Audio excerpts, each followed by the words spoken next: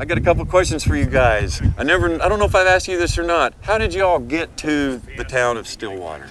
Well, for me, it was 1979. Okay. I just graduated from high school, and I'd always known that I was going to be coming to OSU. My parents came to school here. I was born in Stillwater. Okay. And so I packed up my 72 Chevelle.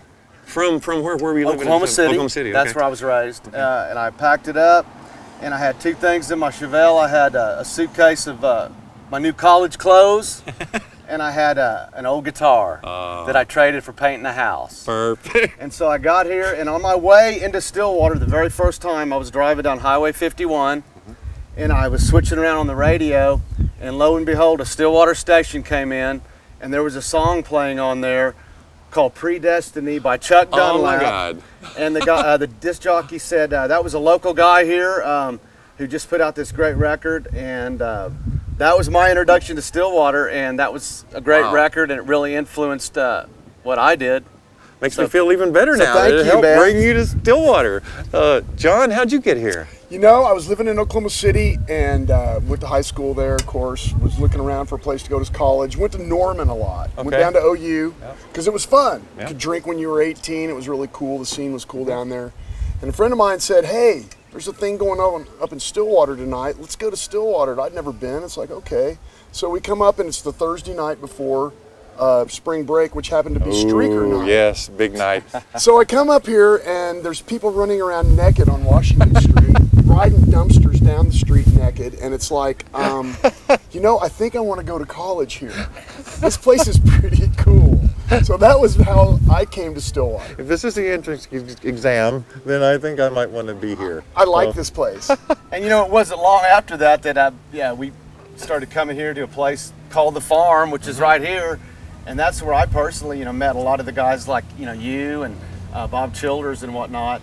And it was, they were always so, they're open arms as far as they would say, here's a guitar, play me a song, So it was always a very nurturing scene. And were you all the first musicians to occupy the farm? Well, man, my farm story is a friend of mine, Danny Pierce, and I were looking for a place to move to live. And it was spring of 1979, and a guy we knew said, hey, I know a place outside of town, you ought to take a look. So we pulled down the driveway here, and it's like, I think we can live here. That might work. Rent was $100 a month. Oh, wow. Rent was $100 a month for 20 years. Not each. No, that's the whole place. $100. That's like $5 a piece for everybody that was out here. If you had enough people. It got real low the more people you moved in. That's why we kept it really populated. But it started as basically a college party house. And of course, musicians found out about it because don't take long. Well, law enforcement didn't bother us out here. They left us alone. Had enough to keep busy in town, I guess. They did, and the parties would go on. They would start in the afternoon, and then like 3 days later, we were still partying. It was wide open, and that's what brought the musicians, I think, out here, was the fact that it was so open. Comfortable. Very comfortable. Yeah. Comfort zone was big.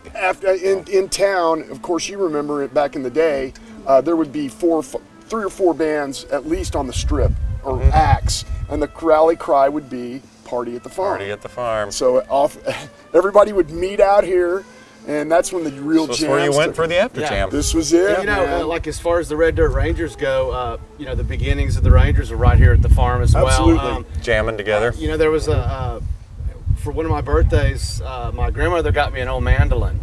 And John here, he would always go out to see the live music. I've been playing a little bit in some bands and stuff. And he was such a music fan. And I said, here, I'm going to give you this mandolin. And I showed him 3 chords on it.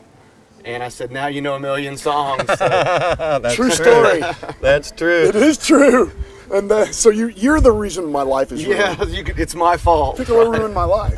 I have another question. I know that you all were instrumental, if not the originators of the Red Dirt Relief Fund because of the helicopter crash. But my question is, what is it about this event that keeps you involved, that makes you want to stay involved in this particular event above almost all others, all year long? I mean, it's like you said, we were in an accident in 2004, and I think out of that we realized the need of, instead of your friends just throwing benefits for you, because that's what insurance was or is still Yep. for musicians. Sure. You get hurt, your friends throw benefits. We wanted to have a way to help people really quickly.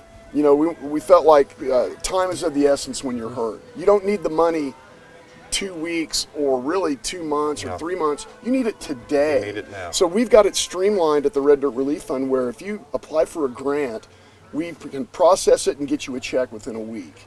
I think that's the thing that I like most about it is the speed and the efficiency with which we've got it going now. And it's not just for musicians, it's for anyone in the music industry. Sound techs, club owners, Good. promoters. Yes, promoters, you can apply for funds.